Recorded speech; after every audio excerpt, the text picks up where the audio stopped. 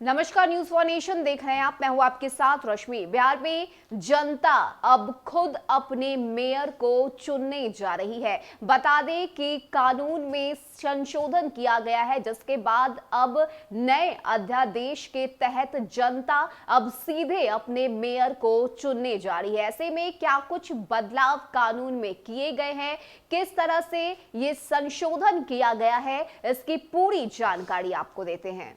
बता दें कि बिहार के राज्यपाल फागू चौहान ने बिहार नगर पालिका संशोधन अध्यादेश को मंजूरी दे दी है। राज्यपाल के अनुमोदन के बाद बिहार नगर पालिका संशोधन अध्यादेश 2022 के लागू हो जाने के बाद से राज्य में नगरीय विकास के कार्यों में पारदर्शिता और जवाबदेही सुनिश्चित हो सकती है। अध्यादेश जारी हो जाने के बाद अब नगर पालिका कानून में संशोधन हो गया है। अब यह प्रावधान लाया गया है कि नगर पालिका में प्रत्याशी किसी भी दल के सिंबल पर चुनाव नहीं लड़ सकेंगे। इतना ही नहीं, चुनाव के दौरान प्रत्याशियों को किसी भी दल के झंडा, बैनर या प्रतीक चिन्ह के उपयोग की अनुमति नहीं होगी। जानकारी के अनुसार नगर पालिका कानून के 2 धाराओं के मुख्य रूप से संशोधन किया गया है। इसके साथ ही कुछ नई धाराएं भी जोड़ी गई हैं। बता दें कि धारा 23(1) और धारा 25 को बदल दिया गया है।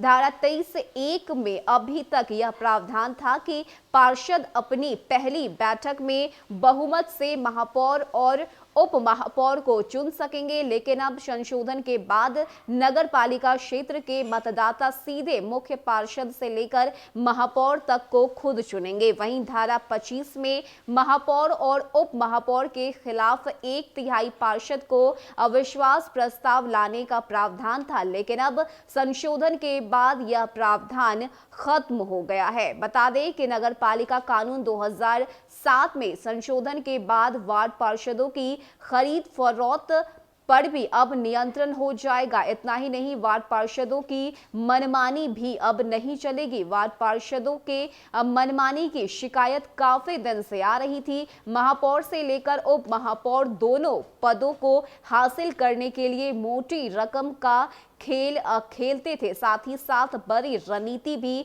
बनाई जाती थी, जिसमें साम दाम दंड भेद सभी चीजों का इस्तेमाल किया जाता था। मेयर और डिप्टी मेयर के बड़े पदों के बीच कार्यकाल में ही अविश्वास प्रस्ताव लाकर विश्वास कार्य को वार्ड पार्षदों और नगर पार्षदों द्वारा बाधित किया जाता था, लेकिन अब यह मुमकिन नहीं है।